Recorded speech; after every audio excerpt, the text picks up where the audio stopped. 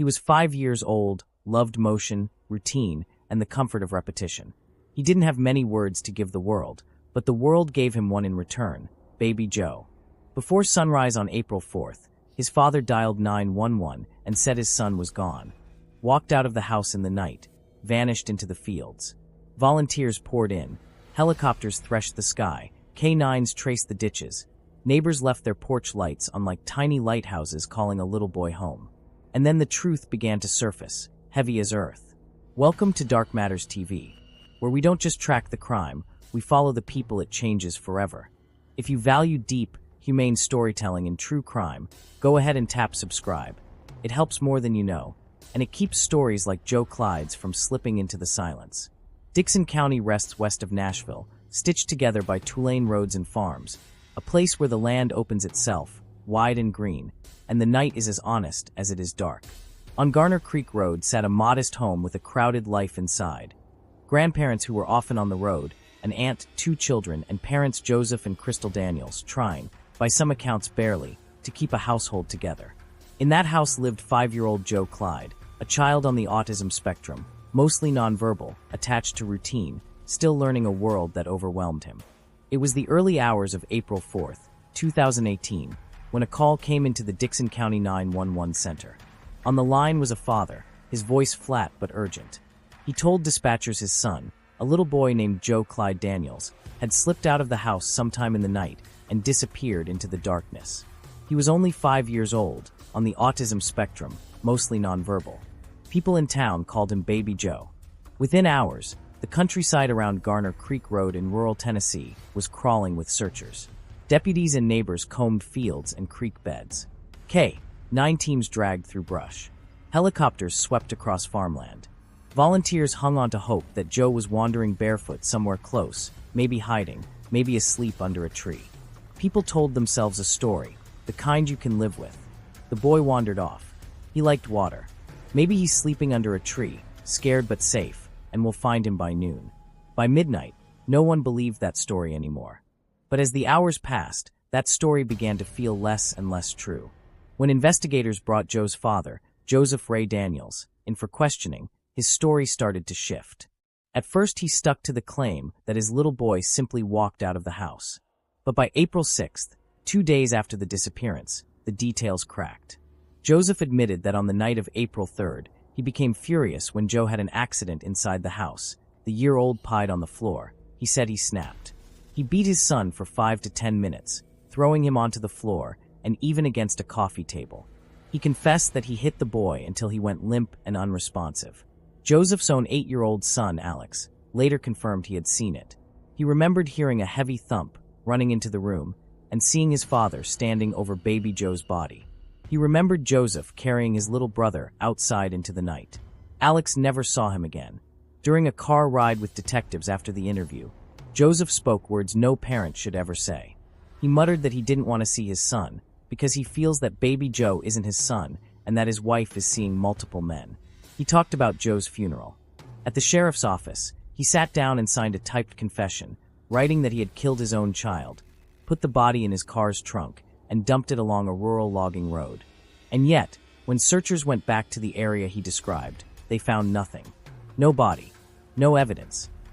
He would recant, call it a false confession, point to cognitive limits and stress, he claimed, not fully understood. But the words were on paper now. The search, once a race against time, became a recovery, on foot by air, with shafts pushed into soil, sift screens, and backhoes. Agents returned, even years later, to the family property on multiple days, cutting brush and probing earth, because a child deserves to be found even when the odds say otherwise.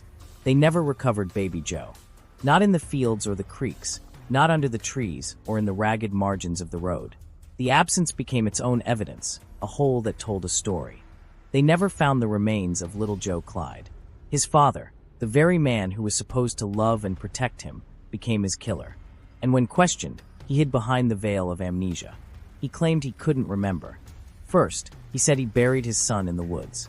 Then he said maybe he threw him in a river because, in his own twisted words, Baby Joe liked water. Yet when pressed, he couldn't even recall which river he meant. I can't begin to describe the depth of hatred or coldness it must take for a grown man to inflict such pain on a child, let alone a child with special needs. A child who struggled in ways most of us could never fully understand. And yet, Joe Clyde never deserved this. No one does. He deserved a chance at life, a chance at safety, and at the very least, the dignity of being laid to rest properly. As we walk through this painful and pitiful story together, I hope you've already hit that subscribe button. Not just to follow this case, but to make sure stories like Joe Clyde's are never forgotten. Because when we tell them, we give a voice to the voiceless. Prosecutors charged Joseph Daniels with homicide and a string of related crimes, tampering with evidence, filing a false police report, aggravated child abuse. They charged Crystal Daniels with aggravated child neglect and related counts, arguing she saw the violence and did nothing, helped cover what was done. She would later enter a no-contest plea to an abuse/neglect count as her own trial loomed.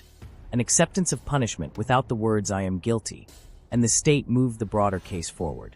This is the part where, in so many stories, the child's name fades and the adults take over. The hearings, the motions, the slow, grinding gears of law. But the case never lost the name Baby Joe. Community members kept searching.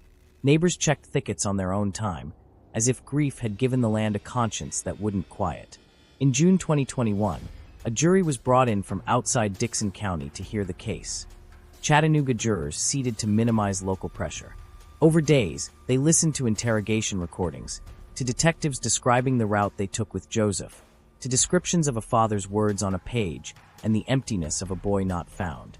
They heard about shifting stories, about a landfill theory explored and never proven, about a field next to a tree and grass pulled over smallness, and about a house where a child's world could be very small indeed. The defense said this was a case built on a confession and little else, that without a body, without physical evidence, without a precise scene, reasonable doubt should rule. They argued Joseph's confession was coerced or unreliable, the words of a man overwhelmed, not the map to a murder. But the prosecution returned to those words, and to the timeline, and to the search that never found a living child in any direction. The verdict struck a complicated chord. Jurors found Joseph Daniels guilty of first-degree felony murder. That is, murder committed in the course of another felony. Guilty of second-degree murder, aggravated child abuse, tampering with evidence, and filing a false report. They found him not guilty of premeditated first-degree murder. The sentence, life imprisonment, with additional time stacked for the other counts. In the legal accounting, justice landed where the evidence carried it. In the human accounting, there was still a child missing. If you're finding value in careful, respectful coverage of cases like this, consider subscribing. It tells the algorithm we're not here for spectacle. We're here to remember.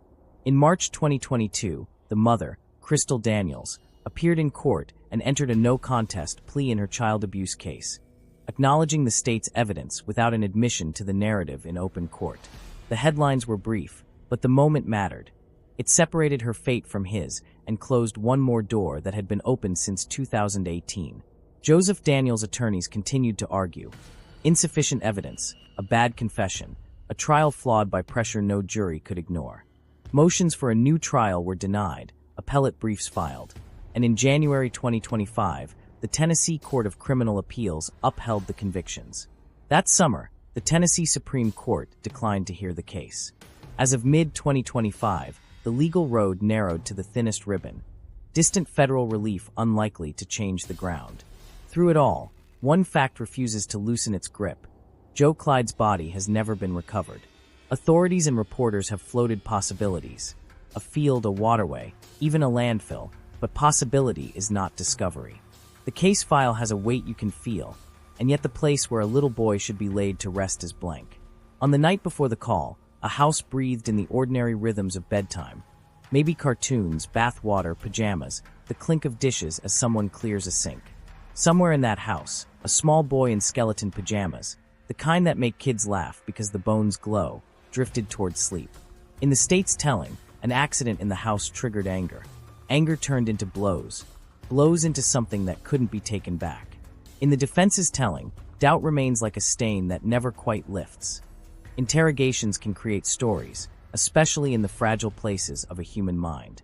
In the end, the jury believed the state's story, not because it was neat, there was no body, no clean forensic arc, but because the pattern of words and actions, lies and corrections, search maps and timelines painted a picture they could not ignore.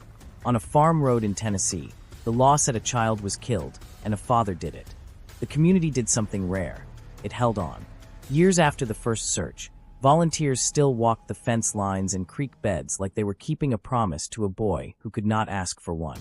Grandparents, still living on the land where he disappeared, welcomed the return of agents and shovels and screens, because if there's a chance, a sliver, a whisper, that he might be found, you take it. You always take it. True crime is full of moments we don't deserve to witness. The fragile, private pain of families, the last photographs, the courtroom grief. The least we can do is stand still with the people left behind and say the name. Joe Clyde, Baby Joe, a child with routines he loved, whose world ended in a house that was supposed to keep him safe.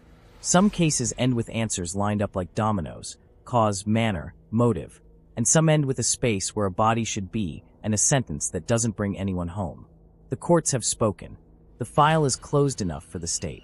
But for the people who searched, for the neighbors who still look down into ditches when they drive by, for the grandparents whose yard was turned over by men in gloves and masks, for anyone who ever called him Baby Joe, the case is unfinished until a small set of remains is brought up from the world and laid back into it with care.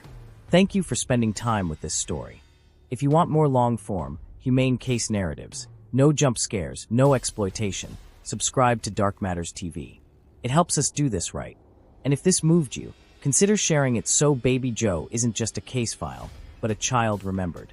Until next time, stay safe and stay aware.